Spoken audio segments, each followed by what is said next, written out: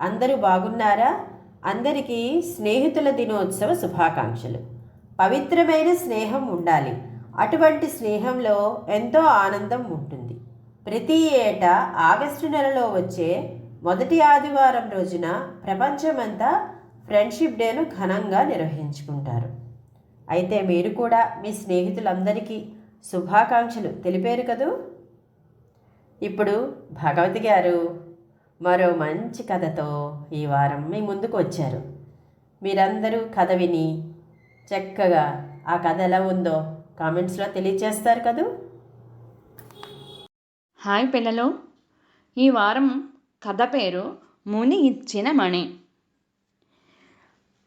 కొండ గుహల వద్ద మహిమగల సాధువులు ఉంటారు అని విన్న గోపన్న వారిని చూడడానికి బయలుదేరాడు. ఎంత దూరం వెళ్ళినా, ఎన్ని గుహలు చూసినా అతనికి మునులెవ్వరూ కనపడలేదు. వెతికి వెతికి గోపన్న చివరి ప్రయత్నంగా ఒక నది ఒడ్డున గల గుహకు చేరుకున్నాడు. గోపన్నకు అక్కడ ఒక గుహలో ఒక ముని కనిపించాడు. ఆ సమయంలో ఆ ముని కళ్ళు మూసుకుని ధ్యానంలో ఉన్నారు. ఇంతలో ఆ మునికి సమీపంలో ఒక పాము తిరుగుతూ ఉండడం చూసి గోపన్న అక్కడున్న కర్రతో ఆ పాముని కొట్టి చంపాడు. ఆ శబ్దానికి కళ్ళు మూసుకుని ధ్యానం చేస్తున్న ముని కళ్ళు విప్పి చూశాడు. అక్కడ జరిగిన విషయం అంతా ఆ మునికి అర్థమైంది. గోపన్న మునికి నమస్కరించాడు. చూడు నాయన, తపోబలం ఉన్న నాకు ఏ జంతువు అపకారం చేయదు. నీకు తెలియక నన్ను రక్షించాలని పాముని చంపావు. చాలా సంతోషము. నాయన, నా దగ్గర ఒక మణి ఉంది. అది మా గురువుగారు నాకు ఇచ్చారు. అది దగ్గర ఉంటే ఏ పాములో ఎవరికి ఏ హాని చెయ్యలేము. అంతేకాదు, ఎవరికి పాము కరిచిన చోట ఆ మణి ఉంచితే చాలు, ఆ వ్యక్తికి చావు తప్పుతుంది. నాకు తపశ్శక్తి ప్రాప్తించింది కనుక నాకు ఆ మణితో పని లేదు. నువ్వు నన్ను కాపాడాలని అనుకున్నావు. చాలా సంతోషము.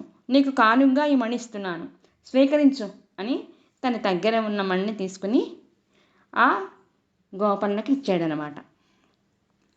ఆ గోపన్న ఆ మణి తీసుకుని కళ్ళకద్దుకుని మునికి నమస్కరించి ఇంటికి బయలుదేరాడు. ఇది మొదలు తన దగ్గర మణి ఉంది కదా అనే ధైర్యంతో గోపన్న వెతికి వెతికి మరీ పాములు చంపేవాడు. ఎవరికైనా పాము కరిస్తే మణి సహాయంతో వారిని బ్రతికించేవాడు. ఆ చావు తప్పినవాడు కృతజ్ఞతగా డబ్బులు ఇచ్చేవారు. కొన్నాళ్లకు గోపన్న చాలా ధనవంతుడయ్యాడు. కానీ అతను మాత్రం పాములు చంపడం మానలేదు. తమ ప్రాంతంలో ఉండే పుట్టలను తవ్వించి మరీ పాములను చంపేవాడు. కొన్నాళ్లకు చుట్టుపక్కల ఉన్న ప్రాంతాల్లో పాములు కూడా లేకుండా పోయాయి. ఇలా కొన్నాళ్ళు గడిచింది. కొన్నాళ్ళ తర్వాత గోపన్నకి ఒక వింత వ్యాధి వచ్చింది. అతని చర్మలు ముడతలు పడి అక్కడక్కడ మచ్చలు ఏర్పడ్డాయి. శరీరంలో శక్తి కూడా సన్నగిల్లపోయింది. బాగా ధనం ఉంది కదా, గొప్ప వైద్యుని దగ్గరికి వెళ్ళాడు. ఆ వైద్యుడు, గోపన్న గారు, మీ చర్మరోగానికి మందులు మా దగ్గర లేవు. కానీ ఒక విషయం, నాగుపాము విషంతో మందు తయారు చేసి ఇస్తే ఇది తగ్గుతుంది అని చెప్పాడు వైద్యుడు.